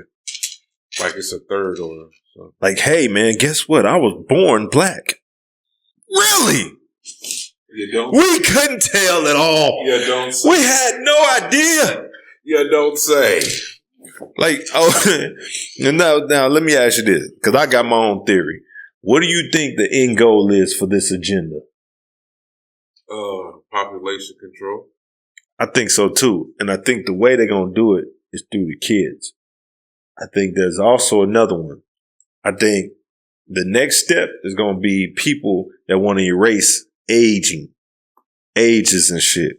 So it's going to be 40-year-olds able to date a 10-year-old and shit like that. That's what I think. Because you think about it, it's a lot of people that identify as children now. And there's this new thing. Look it up. It's called MAP. Minor Attracted Person. Yeah. They trying to, you know how they do? They stick their toe in the door, and then next you know they leg in the door. Next you know they walking in the house. What they doing is they trying to say it's not illegal to be attracted to a minor. It's not illegal to be attracted. As long as you don't do nothing with a minor, you're fine. That's their argument. That ain't what Chris Henson said. Right. But no, you're not allowed to do anything. No talking to, no child porn, whatever. They don't want you to do that. But these people are admitting to being attracted to kids. Yeah. That's their toe in the door. As soon as that shit start passing, it's over, man. It's over, man. These people are sexual deviants. There is nothing on this planet that will ever make me want to fuck with a dude. Man. It's so, the thought of it is so disgusting to me. Not just a dude, a fucking kid. I'm saying these same people, they have the same twisted way of thinking. Oh, yeah. Like, I'm not saying that, you know, I don't want to say, what you call them, homosexuals and shit. Yeah. I'm not saying that they will fuck with a child, but I'm saying you're still in the category of a sexual deviant. Yeah. You know what I'm saying? Like, you still one of them people that's like, the fuck? Like, if you think about it, right? And this is gonna sound wild, but logically speaking, if God came to you and said, you can choose, fuck your female cousin or fuck a dude. That's an easy decision, ain't it? Yeah, cuz. Now see, as a man, see, this is something that women don't get. As a man, that's an easy decision. But for a woman, she would rather, oh yeah, I'll go eat some pussy. Yeah, it's no big deal. Or I'll fuck with a girl. That ain't no big deal. Better than my cousin. But see, they don't understand the mind of a man. A man is like, fuck no. Yeah, I'm good. I'll take any pussy over that. Mm-hmm. You crazy? It's gonna have to be some, 600-pound life. Bitch, man, or bring her on. Or fuck this dude, shit. Bring her on. Stankin' and all. Cakes and pies, cakes and pies. The Juice Bigelow, yeah. See, they don't understand the mindset of a man. Like, a man is like, dude, being gay for a woman is just a walk across the street. It's just any type of stuff like that for women. You know what I'm saying? Like, yeah, like they do that type of shit. It's easy for women to get away with a lot of things, and they don't understand that in their world they think it's so super hard. Yeah, for them on the spectrum of certain things. Yes, it's super hard for women for certain things, but 80% of the shit that goes on that has to do with certain shit like that, as far as sex and, you know, any type of shit, that shit is easy because men have to ask for it. Men have to earn it. Men have to get it. You know what I mean? They have to, even if they got to exchange currency or time or anything, they have to be invested in it. A woman can go out and be like, I want some dick. See, I don't want to change the subject. I don't want to change the subject yet because this is important. The way a woman sees a gay act between a woman is nothing compared to the way a man sees it. It's like a woman, in order for her to be gay, she just got to cross the street. Yeah. For a man to be gay, this nigga got to be across the whole world, Mars somewhere. But you know they making it to where like it ain't nothing now. So, but I'm saying you going that far outside of who you are. Yeah. To be able to do that shit and then to be able to enjoy that shit. That's why I think it's something psychologically wrong with them. Like, what in the world would ever make you want to? You know what I'm saying? Mm-hmm. I don't even want to speak on some of this stuff because it's like, it's so vulgar and so disgusting to me. You know what I'm saying? I don't understand ain't that much freaky in the world. Yeah, I understand. Ain't that much freaky in the world. Now I done seen hitting a chick and then having a threesome with another chick. Mm-hmm. But ain't that much freaky in the world. You know what I'm saying? Like I was saying when the homies was there and stuff. I've been around these niggas all my life and I ain't never ran no train or been in the same room with these niggas hitting the same chick. I couldn't bring myself to do it. It ain't like I ain't confident in my shit. You know what I mean? It ain't like I'm not confident in my body. I am. It's just certain things, you know, morally I'm not gonna do, and that's something I'm not gonna do. I'm never gonna fuck on a man. I'm never gonna let a man fuck on me. I'm not gonna let no fucking woman stick her finger or any inanimate object in my ass, and I'm not gonna let no bitch eat my ass. See, that's what I'm saying. That's the vulgar shit I was trying to avoid. But you know what I'm saying? Like, it's certain shit that I'm just like, nah. Like a man's natural reaction. Look, check this out. I showed you this. Look. Let's see. What do we got? Look, Scott Van Pelt, right? He said, "Oh." He was showing on New Year's. He was showing like couples kissing, man, woman, or whatever. Then it showed two dudes kiss. He was like, "Oh, what do we got?" His natural reaction was like, "What the fuck?" Yeah. It don't matter what they push. And you know, Disney owns ESPN, so he couldn't say what he really wanted to say. But his reaction was like, "Dude, come on, man! That shit is so jarring just to see it." And people want to force you to accept it naturally. Yeah. Even little kids know that shit is wrong. Little kids looking, fuck, they know it. Come on, man. This shit is getting out of hand. It's getting wild, and I don't see it changing no time soon. I see it getting even worse. And I don't know, bro. You know what it is? You know why they trying to separate themselves from heterosexual acts and getting everybody to lean towards that. It's because when these robots and all this fucking shit coming out. I don't think they trying to separate. I think they trying to act like they're the same thing. I think they trying to persuade people that shit is normal. Yeah, so they can start doing other freaky shit like you said. Yeah. I think they trying to persuade people, and then it's going to get to the point. It's like the whole Jordan LeBron thing. You want to say, oh, he's number 2, so he can be in the conversation with Jordan when everybody know he's not there. So now you want to be like, oh, well, it's like that. Hey, this is 50% off. But the original price, I done hiked this bitch way up. Yeah. It's like that. They want people to be like, oh, that's just gay. It's no big deal. It ain't like he's, fucking kids like my neighbor. That's what they want to do, man. We ain't going for that shit. I'm sorry. I felt like my neighbor, but I'm just saying, you can really take a dick. Yeah, Scott Van Pelt was all over that shit. Like, mentally, he was like, oh, he's like, what are we doing? Hey, what do we got here? He know. And it's not like we just, I can't even say that we it's not our preference. It's not our cup of tea. It's not something that we indulge in. You know what I'm saying? I don't like fucking bananas. I'm not going to eat fucking bananas. I don't like bananas. You know what I'm saying? So it's not my preference to eat bananas. So if it's something that I don't like, I'm not going to indulge in it, and I'm not going to discourage you if you want to actually fucking do it and go out there. But as far as the motherfuckers that came from my balls sack, or the people around me, I'm influencing them to have a natural way of life, a regular the analogy I always use, scientifically way of life. Right. The analogy I always use is like, if my neighbor's selling dope, I don't give a fuck. That's his business.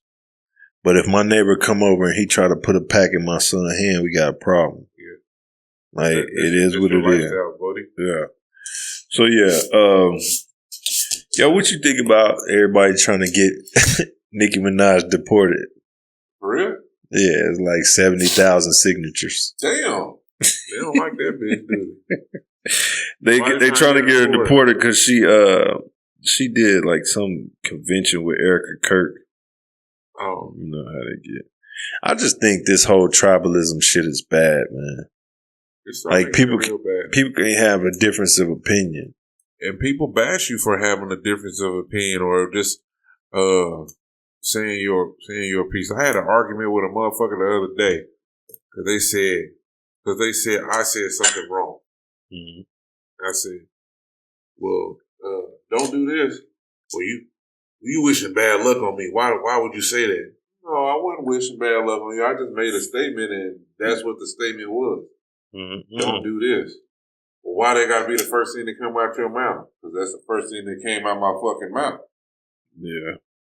Well, you just making this and such, and you made it a problem. No, it wasn't a problem. You're making it a problem. Yeah. I just made a statement, and you took it however you wanted to take it. That's your perception of what I said. And then try to flip it and say, well, I said this and such. Okay. Well, now you're being condescending with what you're saying. I wasn't being condescending in what I was saying. Right. You know what I'm saying? Now you want to try to be hurtful in what you're saying. That shit doesn't work with me. Like I said what the fuck I said. And that's what I mean. Yeah. People just, you can't say anything to anybody or do anything and have your own opinion and be like, all right, I understand you feel like that, but we're going to agree to disagree, and then we're going to try to figure out, this is how I feel. Okay, so you say you feel like that. There's nobody trying to get understanding from. Everybody just wants a, you hit me. That's because of the algorithms, man. They creating these. Oh man, I'm glad you said. Yeah, the algorithms, man. They creating these echo chambers, man. All they see all day long when they scrolling is shit that they agree with. That's why you have, like, look at what all this shit with all this red pill stuff and men speaking out and, you know, passport bros and all this stuff. There's a reason why these women are still turned off to this shit, because as soon as they hear something they don't like, they turn it off no matter how much sense the dude is making. Mm-hmm. No matter how much, you know, that can help you that he's saying, they turn it off. And that's by design. That's what they want. So that's what it is, man. So we was gonna play Smash or Pass. Come on. Shit. Ah, man, what was I finna do? Did you want to talk about that Cam shit? Who? Cam Newton. What about him? The interview he did. Man, I ain't watched that shit. I'm gonna be honest with you. I only seen one part. Natalie Nunn, when she was like, "We make the money." Like, oh, the baddies. Bro, I don't expect nothing from that bitch. I'm gonna be honest with you. I don't expect nothing from her. I think Cam really articulated himself very well, and he held his composure because he was sticking to the questions as a journalist. Because I honestly think he did not understand what the fuck she was talking about, and he was actually trying to understand, not just for himself, but for his viewers. That's two different intellectual levels, man. Because what the fuck she was saying wasn't making any sense. And he was like, okay, I understand. You said you make money, you do this, but how, does a baddie, you know what I'm saying? Like, you're not answering the question. You know what I'm saying? You're not answering the question. Yeah. Did you, and so, yeah, man. That chick is gone. There's a lot of them like that, though. Man, what's one chick that people find attractive that you like? Fuck no. Nicki Minaj. She one of them, but to me, I would much rather deal with her than fucking Cardi B. I don't get it. I was cracking up when he was saying that motherfucking her BBL stink. That don't surprise me, bro. Do you see what she look like? Another one, man. I don't give a shit what type of makeup you get done. I don't care about no surgery. If I know what you look like for real, I'm not fucking with you, man. You seen Glorilla? Yeah. I crack. You gonna have a kid with her? Fuck no. Fuck no, you ain't, cause you gonna see them jeans come through. Yeah, bro. Nah, I'm cool. There's a couple of them that's like that. Man, the Baby Shark TV had me dying. Man, you know somebody else that people be tripping off of? What's that? Lori Harvey. I don't get it. Oh, yeah. I really don't get it. I look at her and I be like, she like a regular ass bitch. You know what it is? It's Steve Harvey wife and that nigga, Steve Harvey daughter. And they look at it like, shit, that nigga making all these books and what women want and all this other shit. Mothers just want to be able to say they fuck Steve Harvey daughter. That's probably what it is. That's all it is. Cause man, I be looking at her like, man, I don't get it. Anyway. Yeah, she ain't no Sanaa Lathan or nothing, you know what I'm saying? No, she ain't. So, let's talk about this. So, I ain't been watching no NBA, not really. But I just saw that Kawhi Leonard averaged like 40 points in the last 3 games. Snapping, yeah. Man, that dude, that's a dude I don't get, bro. What you mean? Kawhi Leonard, being truthful, if this nigga played, he's the best player in basketball. He been like that a long time. He is very underrated. He been like that a long time. The problem is the nigga don't be playing. Yeah. Like, what? I don't think he feels challenged. Nah, he got to. Because he lost his passion. I don't think it's that. I think the nigga just getting too much money, bro. He lost his passion. Yeah, that too. Because at first when he was coming out, he was very humble. You know what I'm saying? He always driving his, 97, 98 Tahoe. I ain't talking about that. I'm talking about, I think he lost his passion for it because of the way that the NBA is now. Look at all the people he speak highly of. You know what Kobe, happened? Jordan, those people. Now he just... You know what happened? What's up? When the Spurs turned their back on him and tried to send him to their fucking wasteland in Toronto. He was low managing in. He turned the fuck away. In Toronto? In San Antonio, he was low managing. They sent him to Toronto and thought that nigga was going to a graveyard. And what the fuck he do? Championship. Turned the fuck up and won a championship for them niggas just to show them. I don't need all them niggas to fucking win. This is what the fuck I did. Yeah. And he understood how the NBA worked, and he just lost his passion for it. He played because he liked to play. I don't understand it. I think the nigga playing for his next contract. Yeah. I think that's it. I think these dudes get too much money. And at a certain point, they looking at it saying, I can buy whatever I want, go wherever I want, do wherever I want. Why am I keep doing this? I think that's the way they think. They ain't in it for nothing. Right. They not in it for the legacy like a Kobe or. But you see that they added the NBA Cup. Yeah, I saw that. That was a couple years ago. I was like, wow. LeBron then won the first one. Yeah, I was like, what the fuck is an NBA Cup? Yeah, it's to try to convince them to want to play. Yeah. Bro, I'm telling you, the worst thing to happen to the NBA is that collective bargaining shit. CBA. I'm like, dude, there's no way that y'all arguing for this shit. Y'all are killing your own game. Yeah. You're arguing for players to have the right to sit out. What are you talking about? That's literally like going to, it's a live performance. That's like going to a play. And you know Denzel supposed to be in the play. Yeah. When you get to play, some random nigga playing Denzel. It's like, what the fuck? I ain't paid for this shit. Yeah, that's some bullshit. It's a live performance. We paid to see them play. Hey, you see they threw Devlin Carter, the dude that owns Saya. I don't know who that is. He's a black brand. He owns a brand called Saya. He makes shoes. He started off designer shoes and shit, but he's a big ticket holder in Sacramento. Mm. And one of the players. Oh, I saw that when he was going off. Yeah, he was talking to Zach LaVine. Yeah. And he told him to play. Yeah. Yeah, that's how we ain't come here to see you play no defense, nigga. Play. Yeah.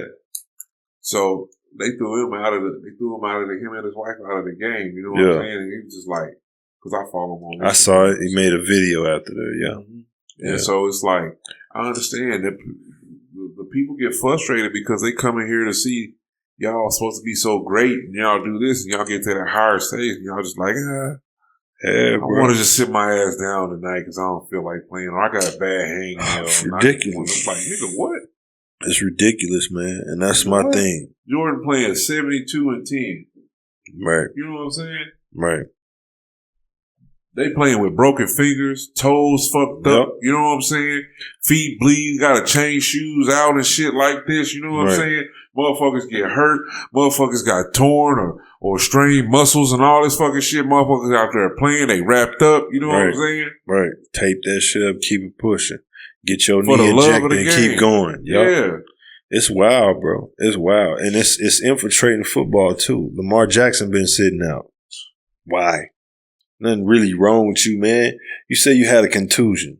So what, nigga? You supposed to throw a football. Get your ass in the game.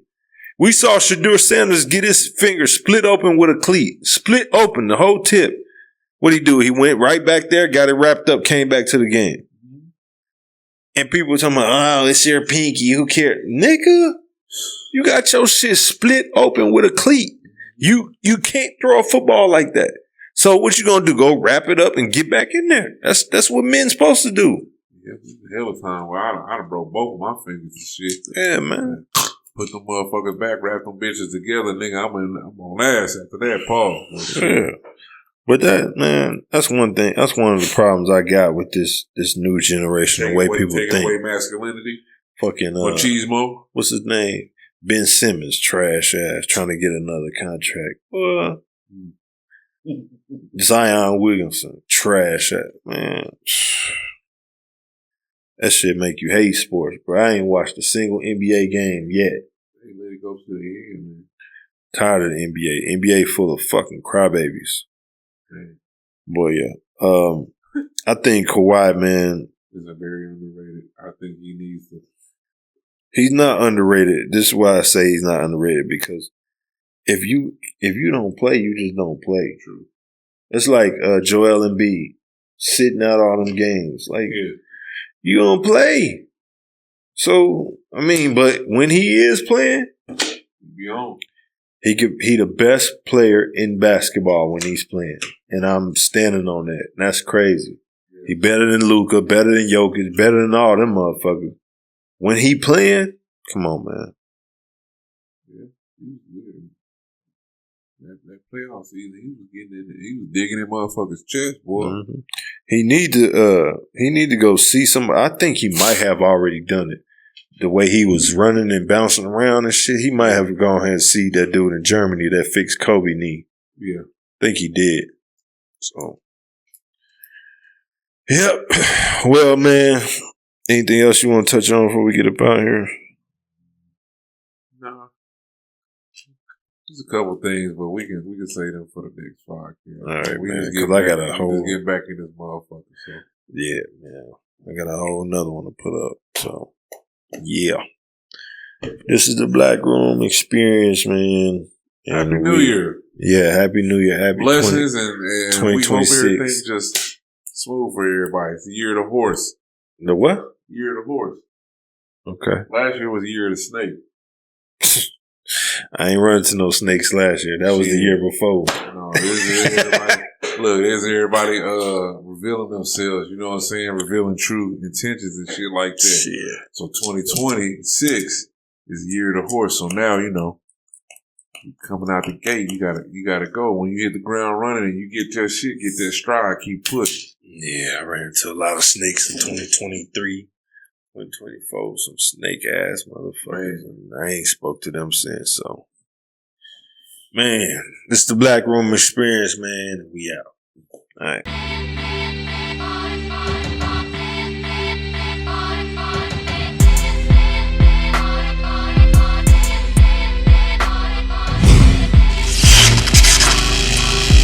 We are about to ride